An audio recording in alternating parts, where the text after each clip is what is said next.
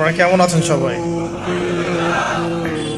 আজকে ইনশাআল্লাহ তাআলা একটি গুরুত্বপূর্ণ বিষয় নিয়ে আপনাদের সাথে কথা বলবো। ওয়া মা তাওফীকি ইল্লা বিল্লাহ আলাইহি তাওয়াক্কালতু ওয়া ইলাইহি উনীব। আমি আলোচনা শুরু করতে যাচ্ছি একটা হাদিস থেকে। একদিন রাসূলুল্লাহ সাল্লাল্লাহু আলাইহি ওয়াসাল্লাম মসজিদের পাশ দিয়ে হেঁটে যাচ্ছেন, মসজিদে নববীর পাশ দিয়ে।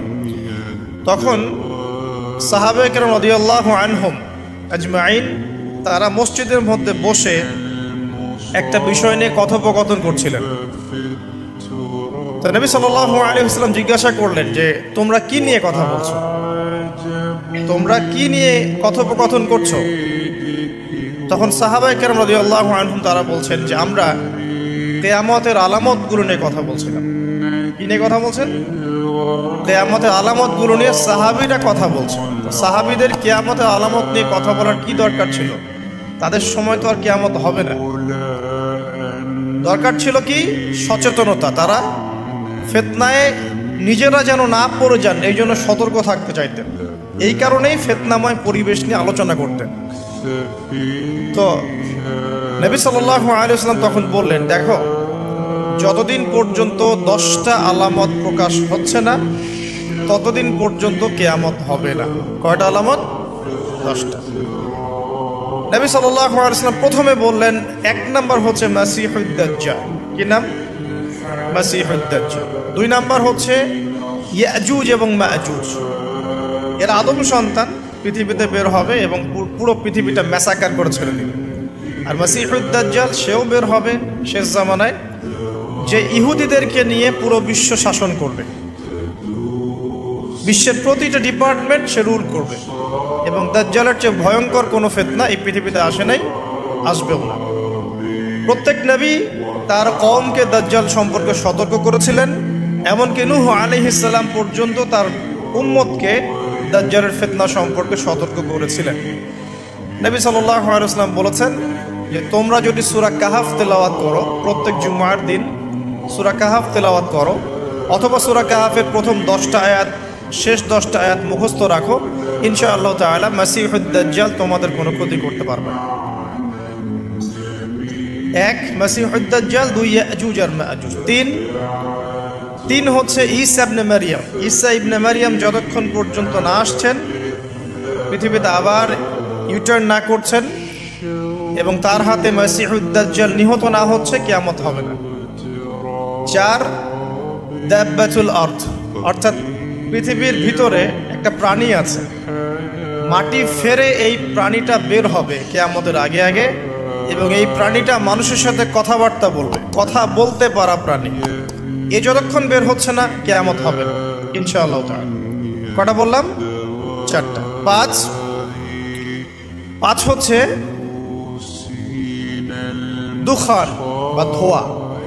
এই পুরো পৃথিবীর আকাশটা একটা নির্দিষ্ট সময় পর্যন্ত ধোঁয়ায় ছেয়ে যাবে এবং হতে পারে, আল্লাহু আলাম, হতে পারে যে সূর্যের আলো পৃথিবীতে পৌঁছাবে না, এমন ধোঁয়া হতে পারে।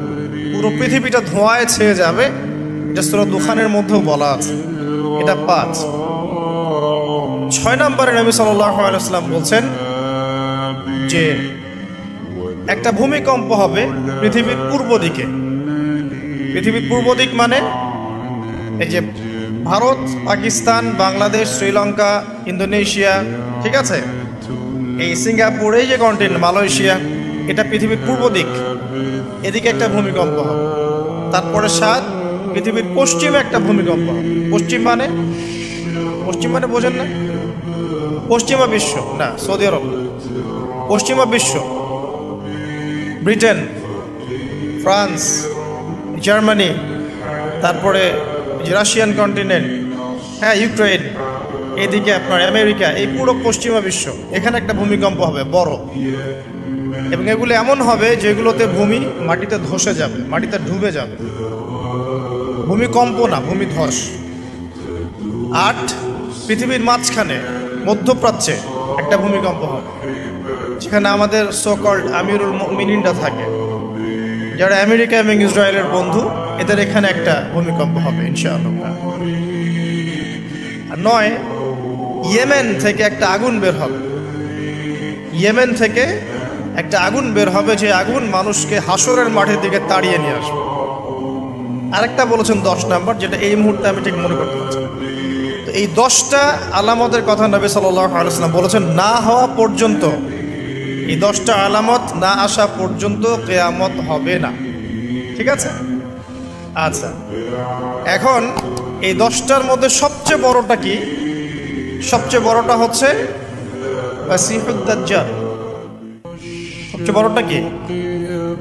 10 নম্বরটা মনে পড়েছে, আলহামদুলিল্লাহ। সূর্য উঠবে পশ্চিম দিক থেকে, সূর্য উঠবে পশ্চিম দিক থেকে, তাহলে আর সময় নাই, পৃথিবীর সময় শেষ।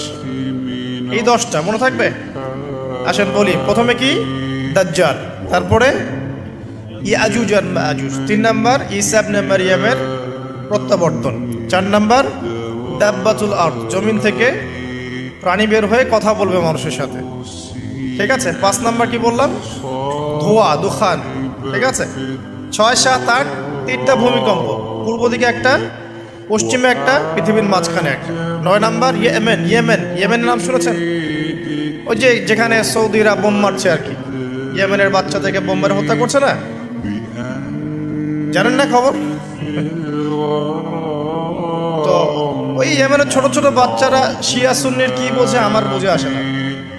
ওই ছোট ছোট বাচ্চাগুলো শিয়া সুন্নির কি বোঝে আমার বুঝে আসে না। আমেরিকার টাকা খেয়ে এরা ঠিকই বোম মারছে। আর এই বোমগুলো তো এরা তৈরি করতে পারে না, আমেরিকার কাছ থেকে কিনে নেয়।